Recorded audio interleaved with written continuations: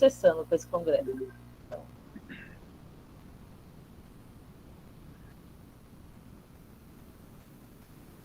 Bom, vamos lá então, né? Eu começo aqui. Primeiro, agradecer demais o convite, né, que recebi. É sempre uma satisfação a gente poder falar aqui entre colegas, né, entre professores, entre educadores. Parabenizar, né, todo mundo. Ontem foi o nosso dia, então acho que é um dia para a gente comemorar, lembrar da importância do nosso ofício, da nossa profissão. Obviamente, lutar por melhores condições de trabalho, né? E eu acho que o Brasil passa por um momento aí que algumas carreiras têm se mostrado cada vez mais essenciais, né? E professores certamente são uma dessas carreiras, então que a gente possa ter um avanço na valorização da nossa profissão, né? E não só na valorização social, mas também no que diz respeito às condições de trabalho, remuneração e tudo mais, né? Então é importante começar, eu acho que contextualizando dessa forma. Bom, eu sou Anderson Rosa, né, sou enfermeiro, professor da Universidade Federal de São Paulo. Eu atuo na área de saúde coletiva e saúde mental, e eu estou há 4 anos, vai fazer quase 5 anos, como pró-reitor de assuntos estudantis da universidade.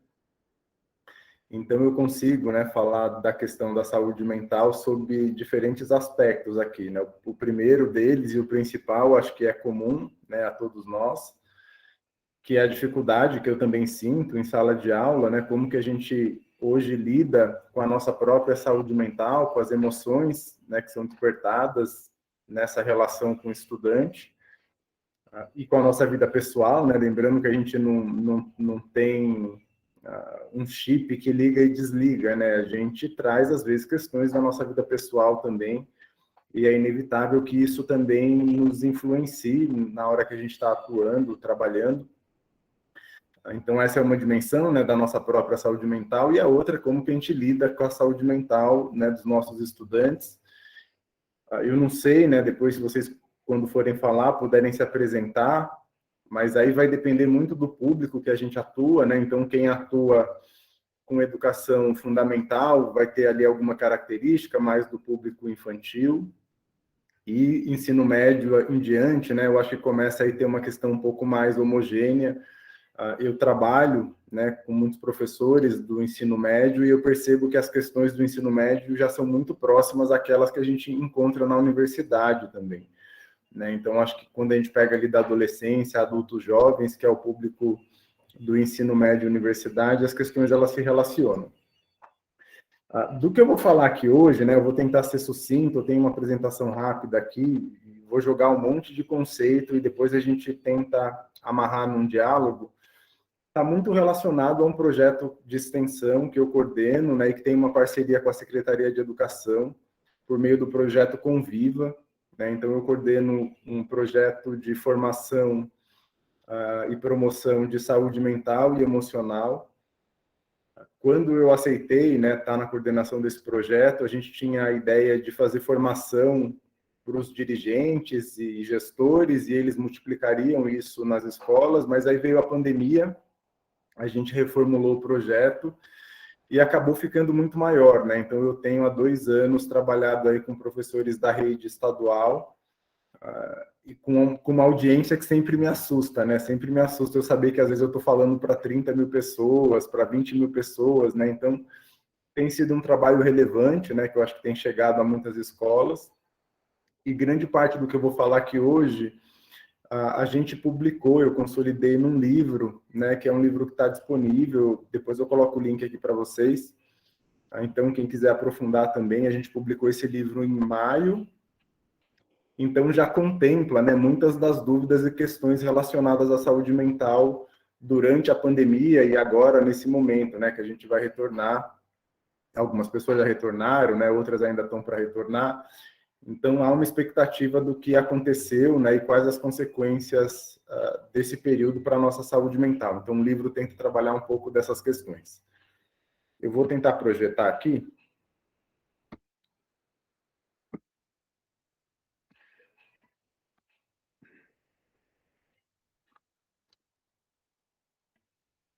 Apareceu para vocês? Agora eu não consigo ver.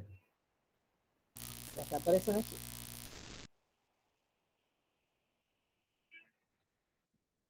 Tá tudo certinho, professor, tá aparecendo.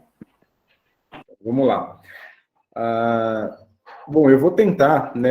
Eu vou colocar um áudio aqui, não sei se vai ficar bom para vocês ouvirem, né? Mas a primeira mensagem que eu queria, né, é a gente às vezes torna as questões de saúde mental muito mais complexas do que elas são de fato, né? Então, isso faz parte do projeto que eu estou coordenando e a gente perguntou o que é saúde mental para as crianças e adolescentes, né? E aí vejam o que eles acham a respeito desse tema. Oi? Oi, Como que é seu nome? Antônio. Antônio, o que é saúde mental para você? É uma saúde da cabeça. Certo? Então, para o Antônio... Deu para ouvir o áudio? Deu para ouvir, ficou muito bom. Deu sim. Então é isso. Para o Antônio, ele simplifica, é a saúde mental da cabeça, né? Então, lembrando que aqui a gente tem uma criança falando de saúde mental e é natural que ela não consiga, né, ter repertório de linguagem para ir muito além disso, né? Vamos agora ouvir um adolescente. Eu tenho 12 anos. Oi? Escolhendo. Oi, sou Como que é seu nome? branco. E sou plano. São 5 perguntas. Então, bora lá. Para mim, o que é saúde mental? Bom, a saúde mental é, em primeiro lugar, a saúde e, em segundo, mental, no caso da mente. Então, é como você se sente aqui dentro, como você é aqui dentro, o que você pensa aqui dentro, o que passa aqui dentro, como está o bem-estar aqui dentro. Por exemplo, eu penso muito, eu sou um menino que eu fico na minha cama, eu fico deitado e fico refletindo sobre o mundo, reflito sobre muitas coisas. Reflito sobre minha vida, eu reflito como que é a vida de outras pessoas, como que deve ser outra pessoa. Eu reflito muita coisa. E muitas das vezes, alguns jovens, as reflexões que eles fazem na cabeça são reflexões um tanto quanto pesadas. Jovens que têm depressão, que sofrem de depressão, jovens que não têm a melhor vida do mundo e por isso se culpam por isso. Eu tenho muitos amigos assim. Infelizmente, eu tenho. E eu, como eu tenho uma saúde mental instável, eu procuro sempre ajudar eles. Eu sou aquele menino que, quando eu vejo alguém chorando, eu vou lá e faço uma piada para a pessoa rir. E como eu tenho muitos amigos assim, eu sou o cara que ajuda eles a rirem, a pararem de pensar nessas coisas. Muitos pensam em se matar, muitos pensam em se torturarem, em coisas muito piores. Então, são pessoas que têm a saúde mental um tanto quanto baixa, não têm a melhor saúde mental. E precisam, sim, de tratamento, de amigos, e não de um psicólogo, psiquiatra. São pessoas que, para curarem a saúde mental, precisam ser ouvidas, na maioria das vezes, o desabafo delas. Então, essa é a teoria sobre saúde mental. Bom, então vocês perceberam aí, né, que, primeiro, né, não tornar muito complexo, e é natural que a gente torne complexo, né, o tema da saúde mental. Então já perceba que um adolescente coloca muita dimensão quando se diz a respeito da questão da saúde mental. Tem muitos elementos interessantes na fala dele, né, e que eu acho que serve para a gente pensar na nossa própria saúde mental. Então, quanto mais problemas e questões a gente estiver processando no nosso cérebro, sobretudo problemas e questões que a gente não tem nenhuma governabilidade de atuar, aquilo vai trazendo uma sobrecarga, né? A gente vai tendo emoções a partir daqueles pensamentos, né? Sobretudo num momento tão difícil que a gente vive atualmente, pandemia, insegurança, né, econômica, pobreza. Então, todas essas coisas, elas trazem consequência para a nossa saúde mental. Então, quanto mais implicado a gente for com os problemas da sociedade, a gente precisa lembrar que isso cobra um preço da nossa saúde mental, e isso vem desde a adolescência, né? Então, a gente tem que pensar um pouco como que está a relação dos adolescentes, dos jovens, com a rede social, a quantidade de informações que a gente recebe o tempo inteiro, né? Então, esse é um pouco do contexto que a gente tem hoje para lidar. Muitos de nós, durante a pandemia, né, teve uma mudança drástica da rotina, teve que aprender a lidar com tecnologias que a gente não estava habituado, mudar rotina, ter que compatibilizar o tempo que era só um tempo de trabalho com tempo também de afazeres domésticos, de cuidado com os filhos, para quem tem, né? Então, são todas questões que foram sobrecarregando o nosso cérebro, a nossa saúde mental, e a gente tem que falar e tem que pensar um pouco das consequências que isso tem nos causado, né? E o que vai acontecer com a gente no futuro, né? Então, vou falar de alguns conceitos muito rápidos aqui, eu não sei o quanto vocês estão habituados, né, com esses temas da saúde mental. Eu tenho uma especial preocupação, né? A gente, às vezes, tem uma percepção da saúde mental muito pior do que, de fato, é quando a gente pensa de doença, né? Então, a gente, às vezes, muito rapidamente associa tristeza à depressão, a gente associa uma ansiedade, que é um processo de resposta fisiológica do nosso corpo, a um transtorno de ansiedade, né? Que é um transtorno mental, que traz junto uma certa incapacidade, né? Então, acho que é legal a gente ter um pouco desses conceitos para a gente entender e conseguir diferenciar, né, aquilo que são reações naturais do nosso organismo daquilo que é um processo de adoecimento, né? Então, a definição básica, né, a saúde mental é a capacidade que a gente tem para lidar, né, com os desafios da vida, tanto positivos quanto negativos. Lembrar que a saúde mental, né, a gente poderia dividi-la em dois componentes básicos, né? Tem o cérebro, os neurotransmissores, os neurônios, tem toda uma questão ali biológica e neuroquímica que compõe a nossa saúde mental, mas também tem a psique, né, que é o subjetivismo que a gente tem, né? Então, por isso que a saúde mental ela acaba sendo algo tão complexa para a gente definir, né? A gente não consegue, como outras doenças, ter um indicador. A gente vai lá, faz um exame, se estiver fora do intervalo de referência, a gente fala que a pessoa está doente ou não. Na saúde mental, quase sempre, né, a gente tem que avaliar algumas dimensões, né? Então, se a gente tem alguma alteração das habilidades cognitivas, emocionais, de comunicação e de comportamento, né? Essas são as principais áreas que se relacionam com a saúde mental, né? E dependendo do transtorno, a gente pode ter alteração em uma dessas habilidades ou em mais do que uma. Qual que é a importância, né, da gente, enquanto educador, pensar nisso, né? Reparem que se eu tenho habilidades cognitivas e habilidades de comunicação alteradas, automaticamente isso vai influenciar a capacidade de aprendizagem dos nossos estudantes. E mesmo a nossa capacidade de trabalhar enquanto professor, né? Um professor que não tem a capacidade plena de comunicação, certamente vai ter ali a qualidade do seu trabalho limitada e que isso pode estar relacionado a um transtorno mental, né? Então, eu acho que sempre tem essa dúvida do quanto as escolas, as universidades precisam pensar em saúde mental. Eu tenho plena certeza que é fundamental que a gente pense.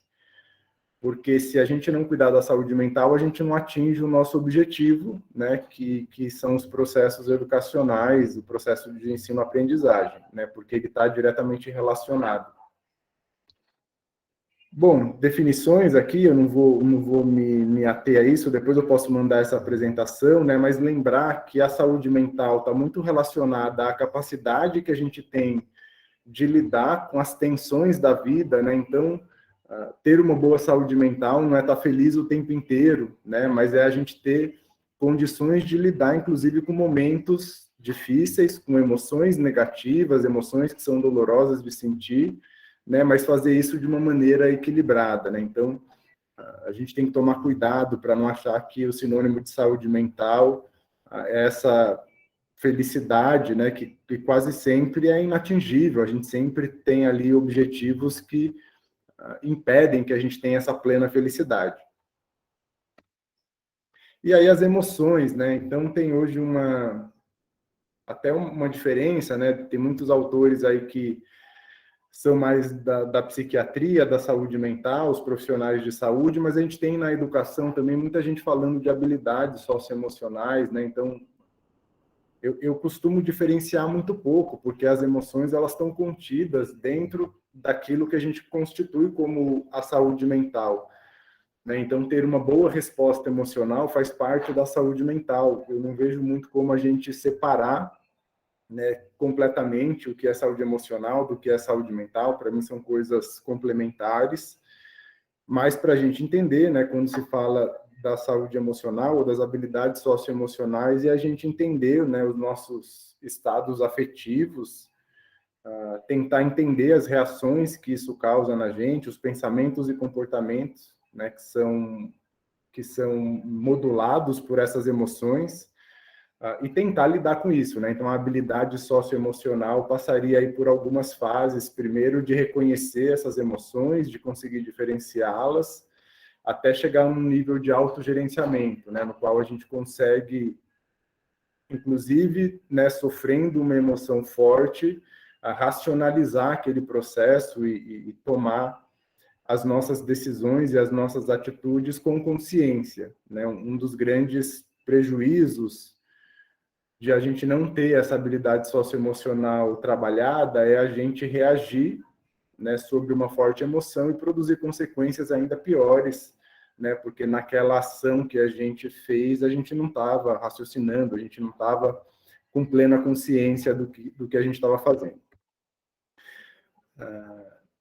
A gente poderia, né, aqui aprofundar teorias da educação, mas é importante lembrar, né, que a saúde mental, independente da teoria educacional que a gente se paute, ela vai ter alguma influência, né? Então, desde os modelos construtivistas aí do Piaget, né, depois teve a Emília Ferraro, que individualizou um pouco mais o processo de aprendizagem a partir da significância das coisas para a criança, até o Paulo Freire, né, lembrando do centenário aí do Paulo Freire, que traz uma perspectiva social da educação emancipatória, né, esse processo de você agir, pensar e agir, né, que é a própria praxis, exige, né, um nível de raciocínio que fica muito difícil de acontecer se a gente tiver, né, uma saúde mental prejudicada, né? Então é importante a gente fazer essa conexão e entender o porquê que a gente está aqui hoje, né, falando de educação e saúde mental, né? Porque eu acho que o processo educacional, independente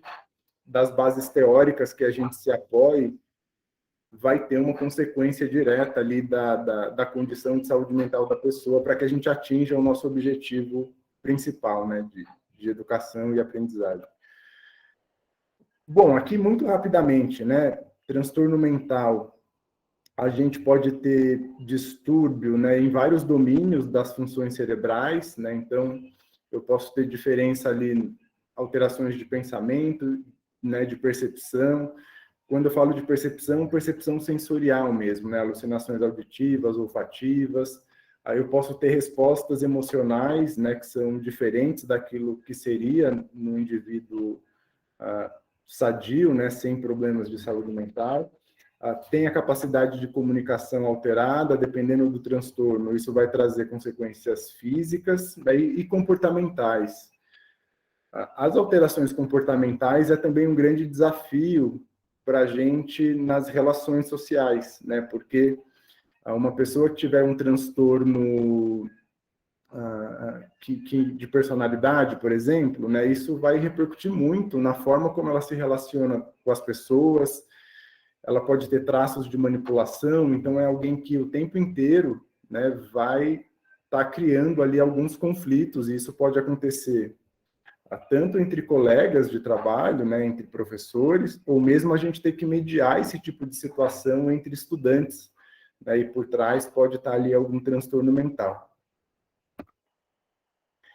E aqui, né, a gente ainda precisa falar do preconceito que há quando se fala em saúde mental ou no transtorno mental, mais especificamente, né? Não é desvio de caráter, não é fraqueza pessoal, não é frescura, não é preguiça, não é manifestação de intenções malévolas, né? Então, não é só com a questão religiosa e espiritual que se trata, né? A gente também vai ter que ter uma abordagem profissional, e não é resultado de pobreza ou do estilo de vida, né? E aqui nesse último quesito, né, eu acho que cabe um parênteses, porque tem toda uma discussão sobre a determinação social do processo de saúde e doença. Então, é obviamente, né, que pessoas que passam por privação, que sofrem preconceito, discriminação, né, a gente fala hoje muito de interseccionalidades, Então, tem muito estudo já falando, né, de como as pessoas negras, elas têm questões de saúde mental relacionadas ao racismo, ao preconceito que vivem, né, às violências raciais que sofrem,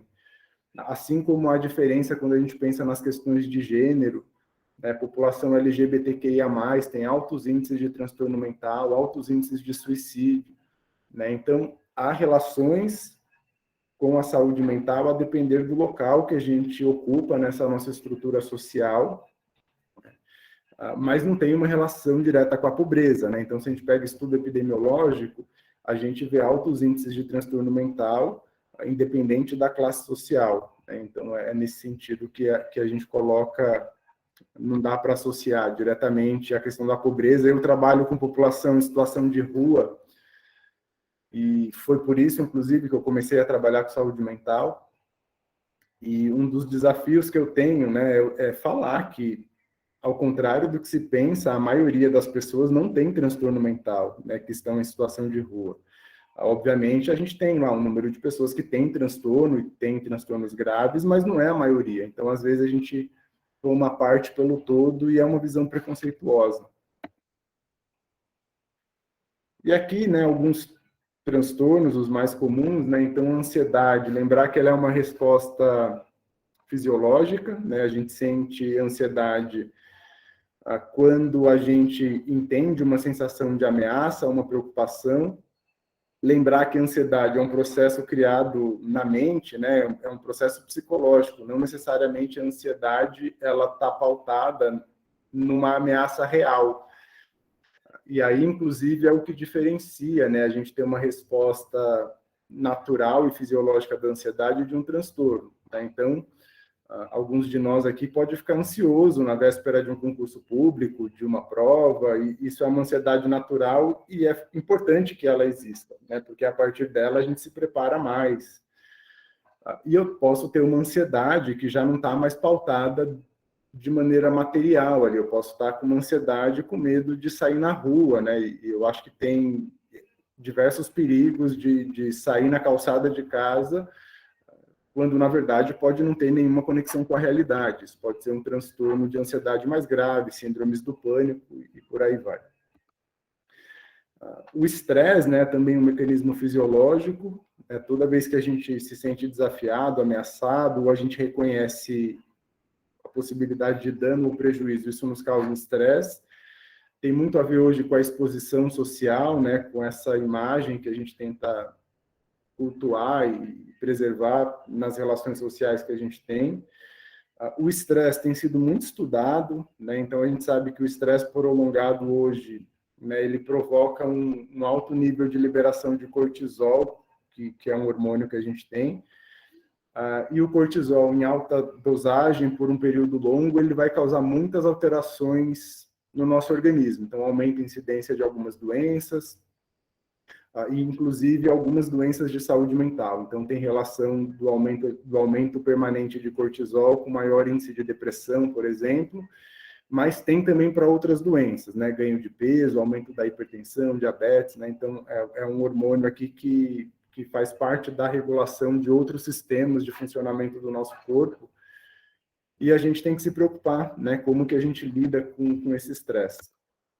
Frustração, né, daqui é mais tranquilo, né, quando a gente tem uma expectativa, um desejo que não se concretiza, né, aqui com os nossos estudantes é importante a gente trabalhar, porque muitos deles ainda não têm a maturidade de entender que determinados desejos não fazem parte daquilo que é possível naquele momento, né? Ou porque não há dinheiro, ou porque não atingiram ainda a maturidade ou as condições necessárias para se ter algo, né? Eu acho que com a vida a gente vai aprendendo a ter uma visão mais realista e desejos mais realistas, mas crianças e adolescentes, eles costumam, né, ter uma exacerbação dessa questão da frustração, sobretudo agora com rede social, é muito complexo. Depressão, né, então humor deprimido, excessivo, prolongado, né, isso vai alterar a nossa capacidade de se relacionar, de trabalhar. É uma das maiores preocupações, né, que a gente tem atualmente e incide desde a população jovem, adolescente, né, e até a população adulta. Então, certamente, muitos de nós aqui ou já passou por um episódio de depressão, ou conhece alguém que passou por um episódio, e não é fácil lidar com isso, né? Precisa de acompanhamento, tanto farmacológico em alguns casos, quanto psicoterapêutico, e a gente precisa, né, assumir que a gente precisa assumir que, às vezes, a gente não consegue lidar sozinho, né, com a depressão. Eu acho que esse é o primeiro ponto, e depois conseguir, né, achar um serviço que atenda, um profissional que atenda. Para quem trabalha com criança, né, o transtorno do déficit de atenção e hiperatividade, que é muito frequente, né, que está relacionado aí a uma desatenção, uma impulsividade diferente daquilo que se espera para determinada faixa etária, tem que tomar muito cuidado, né, porque se confunde demais transtornos de aprendizagem com transtornos mentais, né? Então, quando é transtorno de aprendizagem, a gente tem que resolver com processo pedagógico, né? Nem toda criança e adolescente vai se adaptar ao mesmo formato de educacional para aprender. E quando a gente tenta colocar todo mundo na mesma forma, obviamente isso não vai dar certo para algumas pessoas, né? Mas é mais fácil, às vezes, falar que a pessoa tem TDAH, que precisa de remédio, que precisa ir no médico. Então, a gente precisa discutir bem essa questão aqui. Eu acho que há alguns anos teve um hiperdiagnóstico de TDAH que hoje viram, né, que provavelmente muitos desses diagnósticos, eles não eram necessários, né? Era muito mais uma criança que tinha um jeito diferente de lidar com os estímulos que chegavam a ela. Esse quadro, né, esse gráfico aqui é interessante, né? Então, vocês podem ver um pouco aí a distribuição dos principais transtornos por faixa etária, né? Então, para quem trabalha com ensino fundamental, criança, né, a grande prevalência é mesmo o TDAH, mas a partir ali de uma certa idade já começa a ansiedade, né, os transtornos obsessivos compulsivos, para adolescente uso de substâncias, depressão, enfim, temos vários aqui, os transtornos alimentares, né, anorexia, bulimia, principalmente nas mulheres, né, nas meninas. Então é legal a gente saber um pouco como se distribui os transtornos, né, na faixa etária que provavelmente a gente trabalha. Questões que preocupam demais, né, e eu tenho com os professores trabalhado, né, como que a gente lida com a automutilação, né, então, sobretudo adolescentes têm se cortado intencionalmente, né, eles estão provavelmente sob uma emoção forte, há um sofrimento, né, e há estudos que mostram, né, que quando você provoca a dor física, você muda o foco daquele sofrimento, você materializa aquele sofrimento, né, a partir da dor, aquilo libera neurotransmissores, adrenalina, né, então é algo difícil da gente entender, né, mas tem acontecido e a gente precisa olhar para isso com atenção. E o suicídio, né, que infelizmente tem acontecido. O suicídio, sobretudo no último levantamento que foi feito, ele aumentou muito na população jovem, né, no Brasil. O Brasil não é um dos países que tem uma alta taxa de suicídio, né, e se manteve como um país aí com uma taxa baixa de suicídio, mas quando comparado aos últimos levantamentos, aumentou bastante o percentual na população jovem, que provavelmente é a população que a gente trabalha, então a gente tem que ficar atento. Não dá para me alongar aqui, né, mas há muitas explicações possíveis para a gente poder pensar como que se fala mais hoje de saúde mental, se de fato tem uma incidência muito maior desses transtornos, como parece ter. Na área da saúde mental, né, e aí, enquanto pesquisador, a gente tem questionado muito alguns instrumentos que hoje dão índices, por exemplo, de 80%, 70% das pessoas com transtorno de ansiedade ou com depressão. Eu acho que quando a gente chega num nível desse, provavelmente o instrumento não está sendo mais adequado para avaliar aquela determinada doença, né, porque é difícil imaginar uma população no qual a maioria esteja adoecida. Né? Então, a gente vai ter que ainda calibrar melhor a forma como a gente faz diagnóstico dos principais transtornos, né? E aí, dentre eles, a ansiedade e a depressão. Há um processo de rever esses instrumentos, né? Porque os instrumentos foram criados há alguns anos e hoje a gente tem um novo mundo, né? Muito mais conectado, com muito mais informação. tem a questão do cyberbullying, tem a questão das relações digitais, né, que era algo que não existia há pouco tempo atrás. Então, como que a gente está se adaptando a tudo isso, né? Será que, de fato, isso tem causado esse índice altíssimo de adoecimento, né? Ou, na verdade, a gente tem hoje uma percepção pior da nossa saúde mental, né? E não necessariamente isso é um processo de adoecimento.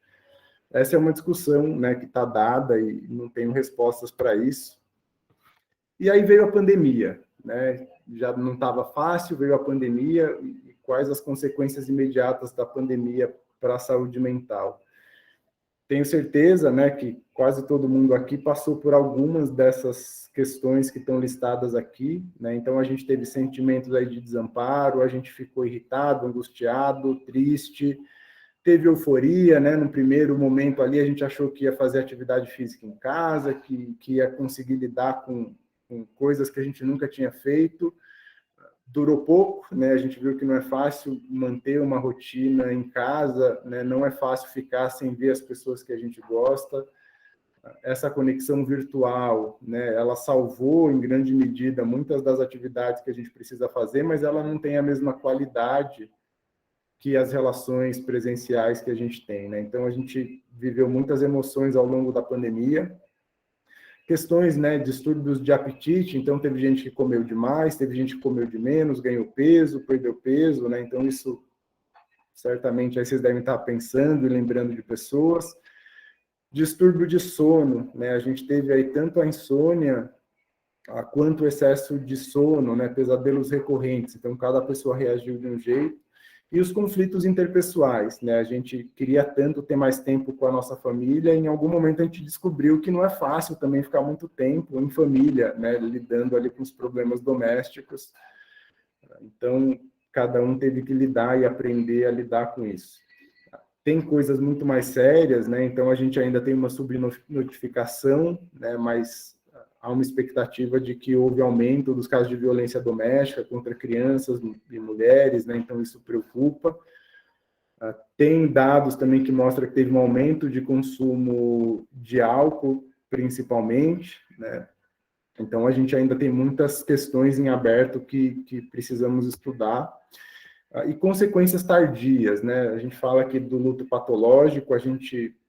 né, muitos de nós perdemos pessoas próximas da família ou amigos, e a gente não pôde fazer todo o ritual, né, que faz parte do nosso entendimento de uma perda. Pessoas foram enterradas sem serem veladas, então foi um momento difícil, né, de não poder estar junto e concretizar aquele luto. A depressão, transtornos de adaptação, né, a gente está sentindo isso agora quando tem que pensar numa nova rotina, né, de voltar ao presencial, manifestações de estresse pós-traumático, né, e aqui eu já falei do abuso de álcool e outras drogas. Bom, o que a gente faz com tudo isso, né, enquanto professor?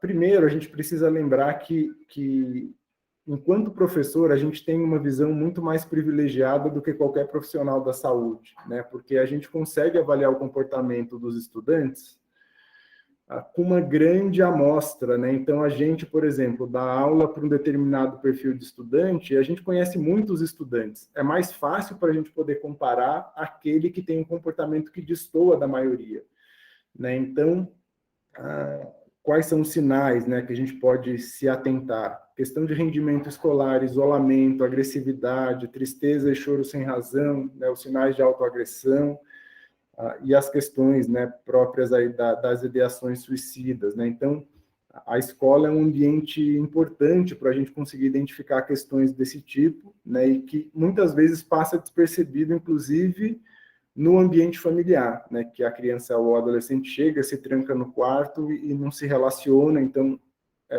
esses sinais de alerta eles ficam ali mascarados. E o que fazer? Né? Então, a questão da empatia, do afeto, do cuidado, isso é fundamental, né? Eu tenho certeza que vocês sentiram falta, eu senti muita falta desse contato presencial com os estudantes. Tem sido muito difícil dar aula, né, como a gente está aqui agora, um monte de câmera fechada, uma relação muito fria, distante, né? Então, isso prejudica demais a nossa conexão. Para cuidar, né, da saúde mental do outro, a gente precisa cuidar da nossa saúde mental, né? Então a gente precisa aprender a identificar as nossas emoções, né, saber se a gente está reagindo de maneira adequada àquele estímulo que a gente recebeu, né? Será que eu estou triste, mas eu consigo identificar a razão dessa tristeza, né? Essa tristeza, ela está compatível ao tamanho do problema que eu estou enfrentando?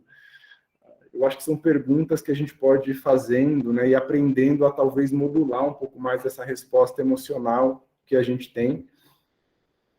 Pensar um pouco, né, a saúde mental está conectada à nossa saúde de uma maneira mais geral e ampla, né? Então, atividade física, qualidade do sono, alimentação, práticas meditativas, né? Tá cheio de estudo falando o quanto isso é importante e contribui, né, para que a gente tenha uma melhor resposta emocional aos desafios, né? Então, cabe a gente tentar aprender um pouco dessas coisas e colocar na nossa rotina. E aqui eu já falei, né, como que a gente ensina os estudantes, né, a trabalhar, por exemplo, com estresse, né? Vamos falar de emoção, vamos falar sobre a forma como a gente sente e age, né, sobre determinada circunstância. Quando a gente vai falar de ansiedade, né, tentar identificar qual que é o medo que causou aquela ansiedade, se ela é proporcional à causa, né, quais são as forças e fraquezas que cada um de nós tem para lidar com aquela situação, de que forma eu posso atuar sobre aquele problema. Quase sempre a gente chega à conclusão de que ou a gente consegue atuar de alguma maneira sobre aquilo e não faz tanto sentido estar tão ansioso, ou a gente não tem qualquer condição de atuar sobre aquele problema. E aí também não faz sentido ficar ansioso, né? Porque nada que a gente faça vai resolver o problema. Questão da frustração, mesma coisa, né? O que causou, se as expectativas elas estavam dentro, né, de parâmetros reais, o que eu posso aprender quando eu estou frustrado, né? Então são coisas para a gente pensar e para também pensar nos estudantes. E é isso, gente. Esse é o livro que eu falei, né, conversando sobre saúde mental e emocional na escola, né? Eu escrevi junto aí com algumas parceiras e parceiros que trabalham comigo nesse projeto do Conviva. Eu já coloco o link aí no chat. E aí a grande dúvida, né? Vou interromper a... Pronto. Eu não consegui ler o chat, eu já olho o chat aqui enquanto a Letícia fala. Mas a grande dúvida é se a nossa saúde mental piorou tanto quanto a gente acha que piorou durante a pandemia. Eu fui banca de um mestrado na semana passada e que ele estudou síndrome de burnout em professores aqui no estado de São Paulo do ensino fundamental. Ele entrevistou 605 professores. E é um instrumento que ele utilizou que foi desenvolvido especificamente para professores. E o resultado me impressionou, né? Não há um índice aumentado de burnout. Burnout, não sei se todo mundo sabe o que é, né? Mas é um desgaste relacionado ao processo de trabalho. Então, não houve um aumento do burnout quando comparado o resultado dessa pesquisa que foi coletado, os dados agora, né, durante a pandemia, com os dados que já se tinha sobre burnout em professores. Teve uma mudança na composição da escala, né? Então, a escala tem algumas dimensões, e uma das dimensões que está pior é a autopercepção sobre a própria saúde mental. Então, é natural que a gente esteja agora com uma percepção pior da nossa saúde mental, porque a gente teve que lidar com muitas coisas durante a pandemia, mas não necessariamente a gente adoeceu, né, como se imaginava. Isso mostra que a gente tem uma capacidade de adaptação maior do que a gente imagina, né? Então, no começo foi muito difícil criar uma nova rotina. Hoje, a dificuldade é em sentido contrário, né? Como que eu volto? Como que eu pego transporte público? Eu estou com medo, né? Então, a gente consegue se adaptar. Essa é a grande verdade, né? A gente já sabia disso. Então, ainda numa situação muito adversa, né, que foi horrível tudo que a gente viveu, a gente talvez tenha se adaptado, né, e as consequências da saúde mental, elas não sejam na dimensão que se previa, né? Então se previa uma grande epidemia de transtornos mentais pós-pandemia de Covid. Eu, sinceramente, não sou do tipo que acredita que isso vai acontecer, né? Então, é um pouco do que eu penso. Desculpa, acho que eu falei demais, Letícia, mas estou passando para você e estou à disposição para a gente conversar aqui. Não, já pedi autorização aqui para os chefes, aqui, já falei com a Marlena para a gente passar do horário, Realmente é muito importante, né? Não ia te interromper e muito importante as informações. As pessoas interagiram aqui no chat. Eu vou fazer questão de ler e colocar para jogo o que eles falaram aqui, né? Vários elogios e quanto é importante essa discussão. O quadro disse, pois ao longo da sua fala, né? A sociedade não é acostumada com o não e com as dificuldades, além de ter uma imagem fictícia do que é sucesso. É um tempo difícil, né? No começo da sua fala. Depois, ainda sobre saúde mental, a Isabelle disse que é uma discussão muito pertinente e necessária para nós professores, né? A Emily falou que é muito bem colocado, né, várias de suas falas. A Bianca comentou que o projeto de mestrado dela é sobre medicalização dos problemas de aprendizagem, que ela está amando nossa conversa aqui. A Isabelle complementou que trabalhar as emoções, o sentimento e a maneira de lidar com eles e com os outros é essencial para o bom desenvolvimento da saúde mental. A Áurea falou sobre a questão da automutilação, né, e do suicídio. Ela disse que no interior do Rio Grande do Norte, ela ouviu vários relatos de professoras de educação básica e que deixou ela muito impactada. O Quadros novamente falou que o consumo de drogas tem aumentado muito, né, na faixa etária, os adolescentes, jovens, como você também falou na fala, e que a empatia é fundamental, né, quando nós estávamos discutindo o que a gente poderia fazer, né, como trabalhar tudo isso. E daí eu queria, como eu falei, a gente não vai completar a nossa 1 hora, a gente vai passar tranquila, a ideia é discutir mesmo, já estamos autorizados. Eu vou mostrar, o meu não é nenhuma apresentação, é muito diferente do Anderson, mas eu quero só mostrar relatos que eu, como professora, vi na sala de aula. Então, é mais um convite a vocês, para quem quiser abrir o microfone e falar também, com certeza, todos nós temos experiências. Eu vou mostrar os meus slides, são bem poucos, e como eu falei, nessa ideia de só mostrar algumas coisas, que eu aposto que vocês tenham muita coisa aí também. Deixa eu ver como eu faço isso aqui. Apareceu uma coisa aí? Então, eu sou a Letícia. Apareceu, Letícia. Eu sou a Letícia, eu acho que muitos de vocês já receberam vários e-mails meus. Eu estou na comissão científica do evento. E hoje eu estou aqui, né, para falar da minha experiência como professora. Eu começo falando, então eu sou professora da rede estadual de São Paulo, na cidade de Diadema, e aqui na rede tem um programa muito, muito recente que se chama Nova Educação, né, ele começou a existir de fato dentro da sala de aula no começo de 2020, então eu fui professora de uma das disciplinas do Inova por 1 mês, até a pandemia começar, né, e a ideia inicial, antes de existir uma pandemia, é trabalhar que o Inova trouxesse novas disciplinas obrigatórias para todo o ensino básico, que trabalhasse habilidades socioemocionais e vários outros assuntos. Então eu me dispus, fiz os cursos, as exigências lá, para dar aula de projeto de vida. Então, aqui tem a definição lá do programa, que projeto de vida são aulas com atividades e oficinas que apoiam o estudante no planejamento da escola e do seu futuro. Então, daí, né, tem uma grande liberdade, como a disciplina é muito recente, tem uma grande liberdade dos professores em como trabalhar essa disciplina. E eu escolhi a seguinte maneira, né, eu sou uma professora muito nova, com pouca experiência na sala de aula e muito aberta, porque os alunos querem falar. Então, eu decidi na minha sala de aula que eu colocaria questões norteadoras bem amplas e deixaria cada um falar o que quiser sobre aquela minha questão. E ouvindo eles, né? No final, eu cheguei a uma metodologia junto com os meus alunos de que cada um escreve o que quiser num papel e me entrega. E aquilo vai provar que ele fez a minha atividade para notas e avaliações. E daí eu falei ainda que quem quiser, como é uma coisa muito pessoal, quem não quiser que eu leia, eu não leio. Né, coloca a mensagenzinha, como tá aí, não ler. E daí, né, eu sempre falo que a minha ideia é que eles reflitam sobre a vida. Então, eu vi que ele refletiu, ele escreveu uma receita de bolo, eu respeito essa individualidade, né? E daí eu guardo essas atividades e não leio. E aí essa minha ideia é de que trazer confiança para eles. Eles não me conhecem, são questões muito pessoais. E aí eu fui vendo que isso gera muita confiança. Então, tem as pessoas que escrevem lá uns textões, 2, 3 páginas, eu falo que é no mínimo 5 linhas, né? E aí no final elas escrevem aí, depois eu conto mais. Quer dizer, elas estão abertas à minha próxima aula, elas falarem mais coisas. Né? E por isso eu vejo que vai dando certo, né? Aqui eu trouxe alguns relatos, claro, não na intenção de mostrar aos alunos, nem expor, mas algumas coisas, né? Por exemplo, esse primeiro aí está escrito assim, pode ler, mas não leia para todo mundo, é muito pessoal. Então eles já sabem, né? Eles já contam as coisas na intenção de falar sobre coisas muito pessoais. Ali eu coloquei bem pequenas imagens, já na intenção não da gente ler, mas de mostrar que eles escrevem bastante, que eles precisam ser ouvidos. Isso é a minha primeira aula, né? Eles nem me conhecem.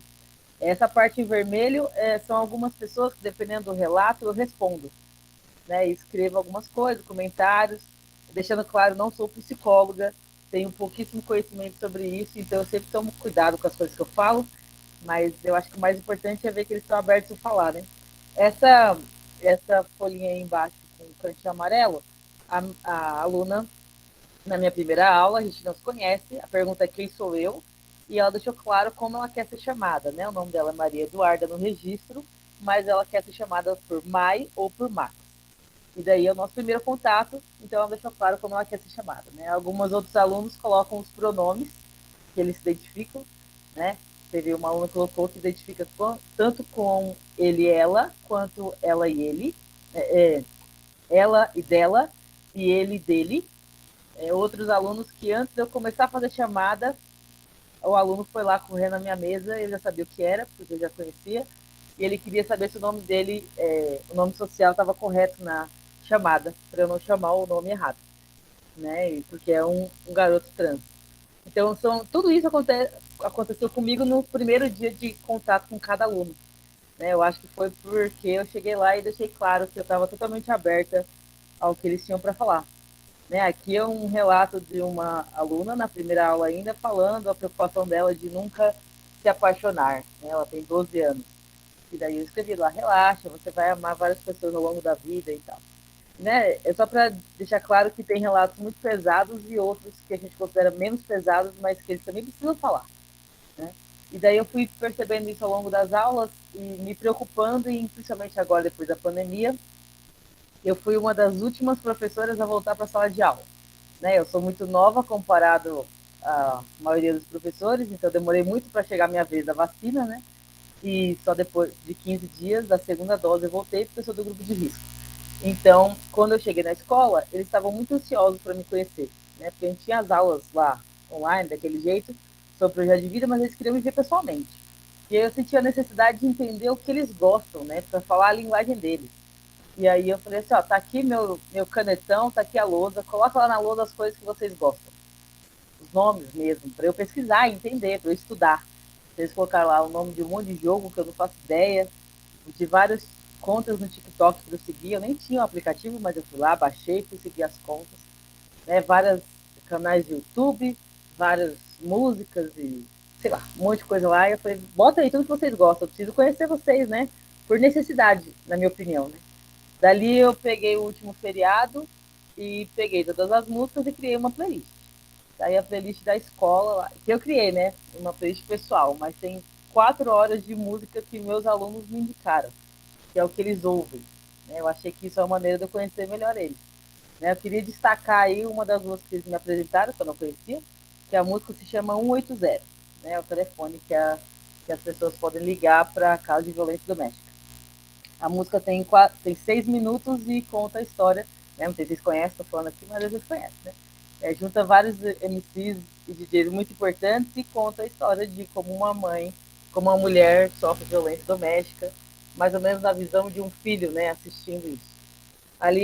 Aqui é outra foto que eles resolveram tirar, e eu falei, tudo bem, vamos tirar uma foto, porque eu acho que as redes sociais fazem parte desse processo também, tanto para eles se abrirem, quanto, né, para a gente participar junto do que está acontecendo.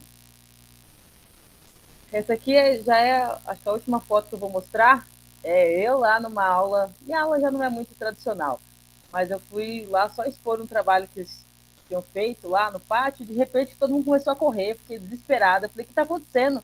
Dei aquelas broncas assim, e aí eu parei para prestar atenção. Né? Eu queria colocar um vídeo aqui que eu filmei, mas nem foi o vídeo, eu achei melhor para não mostrar os rostos. Eles estavam brincando de Batatinha 1, 2, 3. E aí, não sei quanto vocês sabem, mas é uma série extremamente recente da Netflix, o Round 6 lá, tem várias, enfim, tem muitas questões que a gente poderia abordar, mas o que eu achei interessante foi que é muito recente a série, eles já criaram uma brincadeira, e uma das meninas que está correndo aqui, participando da brincadeira, ela é do famoso grupo de alunos de inclusão, né? E eu estava muito angustiada essa semana porque eu não conseguia incluir elas, não conseguia fazer ela socializar com os alunos da sala. porque ela já ficava separada, porque ela achava que tinha que ter atividades separadas, e eles não conseguiam achar uma coisa em comum para eles fazerem. E aí eu fui lá no meio da minha bronca e entendi que ela sabia como era brincadeira e foi brincar com todo mundo. Né? Essa é a minha última fala, só como eu falei, na ideia da gente compartilhar a experiência. Né? Então, na minha escola hoje a gente tem uma psicóloga, então eu uso muito dela para dizer, olha, o que eu recebi, o que eu falo, o que eu respondo. Né? Como eu falei, não sou psicóloga e tenho medo de falar coisas erradas, mas alguns momentos, por exemplo, no conselho de classe, nos últimos dias, onde vários professores estavam discutindo, né, porque eles conhecem os alunos há muito tempo, e falando que aquele aluno mudou muito depois da pandemia, né? Deve ter acontecido alguma coisa com ele, né? Ele mudou, enfim, o jeito, o aprendizado. Aí eu falei, eu sei o que aconteceu, ele escreveu aqui na minha atividade. Então, eu não conheço os alunos, sou nova na escola, mas eles já escreveram um monte de coisa que todos os professores queriam saber no conselho, que eu não falei tudo, claro, né? Porque eu prometi para os alunos que não ia expor, mas que tá lá as respostas, era só perguntar, né? E, por fim, alguns casos de automutilação na minha escola, inclusive um aluno cometeu suicídio esse ano, depois da pandemia já, depois que as aulas voltaram, o aluno era do terceiro ano do ensino médio, e os meus alunos são do fundamental. Então eu tive que abordar né, eles me pediram para falar um pouco sobre isso, porque é muito longe, né, sem conhecer o menino nem nada, mas né, é uma preocupação na escola que eu trabalho. Então eu só queria, assim, trazer um monte de problema, um monte de coisa que eu vi, né, eu sabia que o Anderson ia trazer uma parte um pouco mais teórica e da experiência dele, e eu só queria incentivar todo mundo a falar, e se vocês quiserem falar, saber como eu faço isso. Fiquem à vontade para abrir o microfone e compartilhar suas experiências, por mais que sejam só um monte de dúvidas, né, em como abordar esses assuntos. Letícia, enquanto o pessoal perde a timidez aqui, a Janaína fez uma pergunta, né? Gostaria de saber se para vocês as questões de discriminação, preconceito e racismo são consideradas doenças mentais. Janaína, eu acho que preconceito, racismo é muito mais fruto da construção da nossa própria sociedade, né? Que é uma sociedade patriarcal, uma das últimas a abolir a escravidão, sem um planejamento de inclusão para as pessoas pretas. Eu acho que está com ruído, Letícia, eu acho que é o fone. Né? Foi mal. E a gente, né, durante muitos anos no Brasil, viveu a ideia do homem cordial, né, que a gente vivia uma democracia racial, e a gente não vive uma democracia racial, né? É só a gente olhar os indicadores de quem morre, né? É o pobre preto jovem da periferia, né? O quanto que a questão salarial ainda é diferente entre homens e mulheres, se for uma mulher preta, muito pior, o quanto essas mulheres sofrem de violência no parto, de mais violência doméstica. Então, assim, o racismo em si não é uma doença mental, mas pode ter certeza que traz consequências sérias para a saúde mental das pessoas pretas, né? E não só das pessoas pretas, da população LGBTQIA+, das pessoas com deficiência. Eu acho que a gente tem que, enquanto sociedade, avançar muito. E uma coisa que eu tenho aprendido, né, nessa área da saúde mental é que um transtorno mental que é ocasionado por racismo, não adianta você pegar um psicólogo ou um psiquiatra branco que não sabe nada de racismo para atender essa pessoa, porque ele vai fazer besteira. Né? Então, felizmente, a gente tem pessoas, tem movimentos sociais, né? Aqui em São Paulo a gente tem o Ama Psique, que faz uma abordagem específica, né? Essas consequências da saúde mental de pessoas pretas que vivem o racismo. Eu acho que a gente tem que aprender isso, né?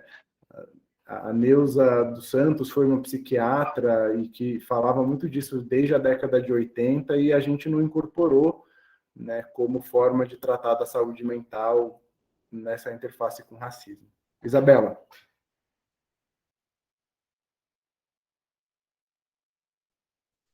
Oi, boa tarde a todos. Gostaria de dizer que essa é uma das palestras que eu estava muito ansiosa para participar dentro do Congresso. Vocês estão de parabéns, toda a organização, e também o professor Anderson. Eu tenho algumas experiências, né, na educação com crianças. Eu sou alfabetizadora, já estou nessa estrada há 15 anos, 16 anos quase. E eu vejo, né, essa questão da saúde mental das crianças e dos professores como uma questão, assim, chave, uma questão que precisa ser discutida, precisa ser tratada. Os professores adoecem por vários motivos, até o professor abordou a questão do autocuidado, né, do autoconhecimento, e, infelizmente, nós não tivemos uma educação para isso, né? Hoje nós estamos aprendendo a se cuidar, hoje nós estamos aprendendo a se conhecer, e aí a gente precisa ensinar isso para as crianças, para que elas não sofram o que nós sofremos, né? Por não saber, por não conhecer, por não se conhecer, né? E hoje eu estou no mestrado profissional, no Unifoa. Desculpa, eu não falei, eu sou daqui de Volta Redonda, no interior do estado do Rio de Janeiro, e eu me inscrevi nesse congresso já na expectativa de ouvir algo sobre a saúde emocional, saúde mental, e que eu pudesse usar na minha pesquisa. Então, essa participação hoje foi, assim, fantástica. Eu já pedi para o professor aí, ele já mandou o PDF do livro dele, que ele vai entrar nas minhas citações, na minha referência bibliográfica. Muito obrigada por essa discussão, por esse momento. E eu acho que nós precisamos disso, cuidar de nós, da nossa mente, para a gente poder ensinar isso para as crianças.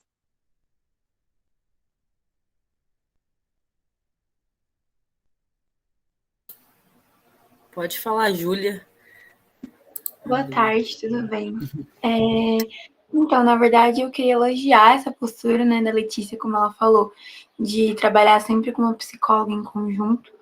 Em 2020, quando eu estava atuando num colégio particular, daqui da minha cidade, interior de São Paulo, São José dos Campos, eu tive muitos, assim, problemas de alunos indo falar comigo na questão da postura da professora de projeto de vida, sabe?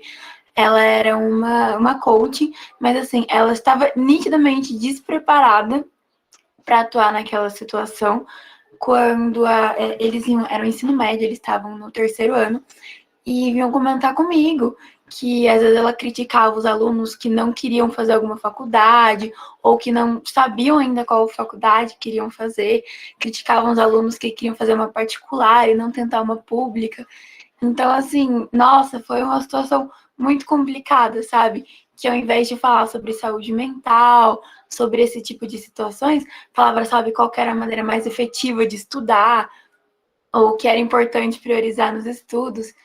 Então, assim, é uma preocupação muito grande que eu tenho no âmbito, né, dessa matéria da saúde, do projeto de vida, porque tem duas vias. Ela ajuda muito quando bem executada e pode atrapalhar muito quando mal feita, né? Achei muito interessante que você falou de sempre acompanhar com uma psicóloga. E é triste você ver situações de colégios particulares que têm essa condição, mas não tem uma psicóloga dentro da escola. É algo extremamente necessário, né? E era engraçado que era uma escola que pegava muito como é que é? Inteligência emocional. Eles tinham até slogans que falavam sobre isso, sabe? E eu achava muito hipócrita essa situação dos alunos terem que reclamar sobre isso dentro de uma escola que pregava tanto a saúde, a inteligência emocional, e existiam essas situações. Então, assim, eu achei muito interessante. Parabéns.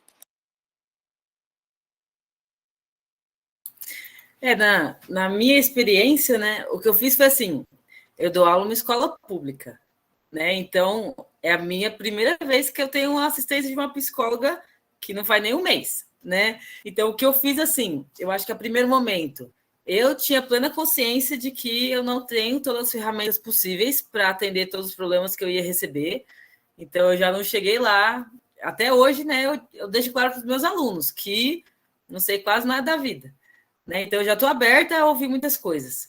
O que eu fiz o ano passado, quando eu comecei essa disciplina, como o Anderson também falou no começo da fala, eu sabia que ia mexer com muitas coisas pessoais dentro de mim também, né? E aí, a primeira coisa que eu fiz foi procurar uma psicóloga para mim, né? Porque eu sabia que eu ia encarar coisas muito pessoais. Isso me ajudou bastante, né? Ver a pandemia e tudo. E aí o que eu ia falar também é que eu deixo claro para os meus alunos que o projeto de vida foi criado para essa ideia aí, para falar sobre profissões, né, sobre coisas assim, o que vai fazer quando você for um adulto. E como os meus alunos têm 12 anos de idade, eu falo para eles, assim, olha, infelizmente eu vou fugir do protocolo e não vou falar para você como é que você tem que passar no vestibular. Você tem 12 anos de idade, né? Nem com 18 a gente sabe direito o que a gente vai fazer da vida. Então, eu acho que a minha abordagem é só assim, admitir que eu não sei nada e de que... Aí eu falo para eles que eu, na minha idade, tenho várias questões pessoais na minha cabeça, comigo mesmo, que se eu tivesse resolvido quando eu tinha 12 anos, elas seriam bem menores. Então, essa é a minha ideia, tentar fazer eles colocarem umas coisas para fora e mexer em algumas coisas que eles não precisam mexer quando tiverem 30, né? E cada um tem uma abordagem. Por isso que eu falei, é uma disciplina muito livre para o professor, o que, como você também falou, é perigoso, né? Essa liberdade é sempre perigosa. Mas vamos ver, talvez com formações como essa e conversa assim, a gente vai evoluindo, né? Com certeza. E assim, até numa questão de projeto de vida, a situação era realmente críticas muito duras, numa faixa etária em si muito turbulenta, né? Então, eu concordo muito, é algo que a gente tem que sempre construindo, evoluindo e amadurecendo, porque é algo recente e está em processo, né, de evolução, de estudo, de preparação, de formação, do que realmente será tratado nesses conteúdos. E é complicado, né?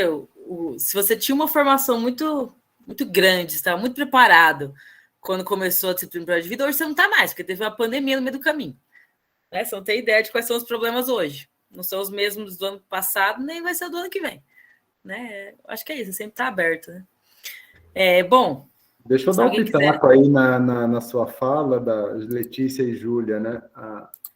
A gente tem trabalhado nas escolas para tirar um pouco o medo que a gente tem de falar sobre a saúde mental, né? Então a gente cria um medo de que, pô, será que eu vou falar alguma coisa que vai piorar?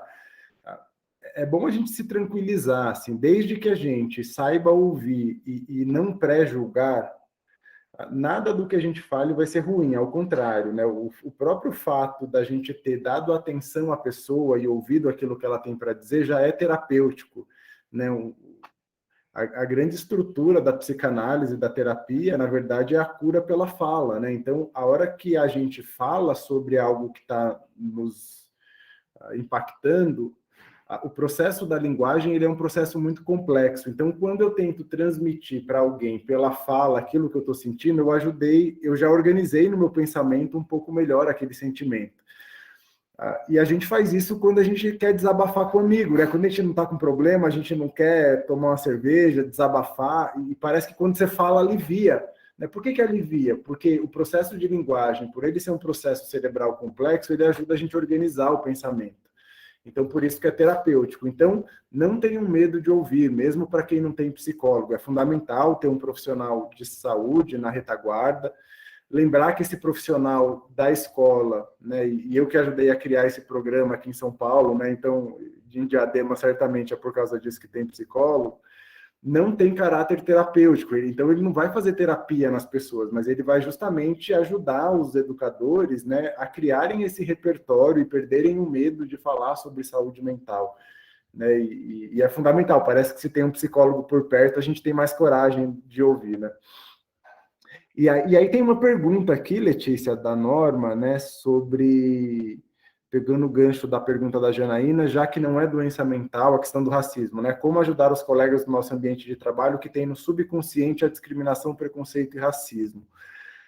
Ô, Norma, tem alguns que eu gostaria de afogar mesmo, porque não tem jeito, né? A gente está numa fase muito difícil, né? No qual um certo preconceito e conservadorismo, ele tem sido dito, né? Parece que as pessoas estavam no armário e hoje elas se sentem muito autorizadas a falarem contra índios, contra pessoas pretas, contra a população LGBT. Então, acho que a gente está vivendo um mau momento.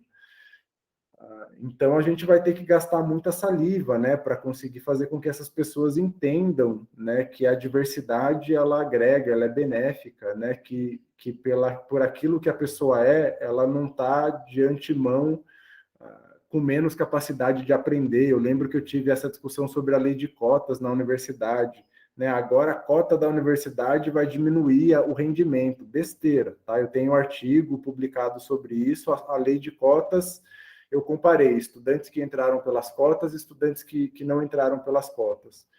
O estudante cotista, no primeiro ano, ele tem um pouco mais de dificuldade, mostra a defasagem que ele teve da sua formação de ensino médio. Depois ele equaliza essa defasagem e ele se forma com um coeficiente de rendimento melhor do que o não cotista, né? Então, bobeira, né? Falta oportunidade, falta de capacidade, né? Então, não tem, assim, a gente poderia fazer uma conversa super teórica aqui, né? Tem na psicanálise uma coisa que a gente chama de inconsciente coletivo, que são ideias e imagens que é meio que introjetado no nosso subconsciente pela sociedade que a gente vive. Então, a gente tem que se desconstruir o tempo inteiro, né? Eu, como homem branco, o tempo inteiro eu tenho que pensar o meu lugar de homem branco, né? Eu tenho que pensar, não é natural, porque se eu for, talvez, pela inércia das coisas, provavelmente eu vou ser misógino, eu vou ser racista, porque eu fui criado numa sociedade que é assim. Então, eu tenho que fazer um movimento contrário, né, de ser antirracista, de ser antimisógino. Tem que gastar energia, tem que estudar, tem que aprender, tem que baixar a bola, tem que saber que errou, tem que pedir desculpa, e a gente vai evoluindo, né? Mas nem todo mundo... Aí, esses que eu quero afogar são os que não querem nem conversar. Da minha parte, a primeira coisa que eu diria sobre esse assunto é eu não posso falar muito sobre ele. Né? Não sei quantos estão vendo a minha cara, mas eu sou uma mulher loira, de olhos azuis e branca. Né? Então, a minha primeira iniciativa quando eu falo desse assunto, porque eu acho que tem que ser falado e abordado, é falar para os alunos, e aí, o que vocês acham? Afinal, eles têm muito mais propriedade para falar sobre muitos assuntos, muito mais do que eu. Né? E daí, como eu disse, e me surpreendo, como todo professor surpreende a cada aula, cada vez que eu ouço meus alunos falarem, eu vejo como eles sabem muito mais do que eu sobre as questões atuais. Né, como eles são muito mais antenados, como eu tenho muita esperança, né? Então, nas gerações, principalmente as mais novas, e eu vejo como as meninas são muito mais empoderadas, como os meninos são muito menos machistas do que os homens da minha idade que eu conheço, ou que os meus pais e tios, né? Então, sobre esses assuntos, eu abordo, dou liberdade para ser abordado dentro da minha sala de aula, mas a minha abordagem é ouvir os meus alunos. Eu acho que eles conseguem me ensinar e trocar muito mais. Eu acho que eu prefiro aprender com a geração deles do que ensinar com a minha geração, né? Do que chamar alguém da minha idade para falar sobre racismo. Né? Por mais que, claro, seria muito rico, mas eu gosto muito de ouvir os meus alunos, né, sobre esses assuntos. Eu acho que é isso. Mas eu vejo também, na minha escola que eu trabalho hoje, as outras professoras de projeto de vida, quando eu tento trocar alguma informação, muitas falam, né, o que o Anderson abordou um pouco. Elas falam assim, não, eu não vou, eu dou sugestões das minhas atividades, né, que elas podem replicar, e muitas falam assim, não, eu não vou aplicar isso aí não, porque o aluno vai falar alguma coisa sobre ele querer se matar, ou ele vai se abrir comigo e eu não vou saber o que falar. Então, eu não vou dar atividade que proporciona que ele se abra, para que eu não tenha que dar uma resposta que vai me causar, né, angústia ou medo. Né? Então, é algo muito relevante também. Olha aí, tá aí o recado do Movimento Docentes, já é uma deixa para a gente encerrando nossa discussão, nossa conversa. Aí, Larissa está dizendo que passou por isso também, e, né, a gente passa mesmo. Eu acho que ter medo dessa discussão é uma preocupação, mostra que o professor está preocupado em como discutir da melhor maneira, né? Então, falando agora do lado um pouco mais coordenação do evento, essa palestra vai estar gravada, vai estar no YouTube para ser compartilhada, para ser usada, e daqui 15 minutos a gente chega na nossa palestra de encerramento do nosso congresso. Né? Esse congresso que já, na minha última estimativa, aqui teve 16 mil inscritos, agora a gente vem para a palestra de encerramento e para o nosso evento de encerramento. Né? Para vocês saberem, vai ter um lançamento de vários livros, né, de vários autores que participaram dessas palestras, de várias situações, e um informe importante também sobre as publicações, os anais. Então, vai acontecer a partir de daqui a pouco, 5 horas, no link que está por aí no YouTube, em algum lugar. Vai ser fácil da gente encontrar quando a gente chegar lá, tá bom? Então, todos estão convidados para continuar as discussões, tanto lá pelo YouTube, nos outros eventos, quanto nesse vídeo. Quando for para o YouTube, a gente pode usar os comentários para continuar discutindo lá. né? Lista de presença não temos mais, decidimos que esquece lista de presença. Vamos fazer do jeito mais simples, só faz a inscrição pelo Simpla, gratuita, e todo mundo vai ter certificado. Tá bom? A gente está mais preocupado em focar nas discussões do que na burocracia. Afinal, né, a gente veio da Unifesp, então a gente foge da burocracia sempre que a gente pode. É isso, muito obrigada, Anderson, a todo mundo que participou, espero que vocês tenham gostado, e usem aí esses materiais para serem compartilhados mesmo. Que bom, gente. Anderson quer se despedir, falar alguma última palavra? Só agradecer, Letícia, obrigado por vocês estarem aqui, pelo evento, né? E estou à disposição, vou colocar meu e-mail aqui, né? Então, se quiserem depois... Depois a gente coloca na descrição do vídeo também, quando ele for lá para o YouTube, tanto o link do livro, quanto os contatos. Vou até pegar o link aqui para não perder de novo. Bom, é isso, estamos à disposição e um bom evento aí. Vamos assistir o encerramento. Obrigada. Obrigada, gente. Lara, pode encerrar a gravação aí.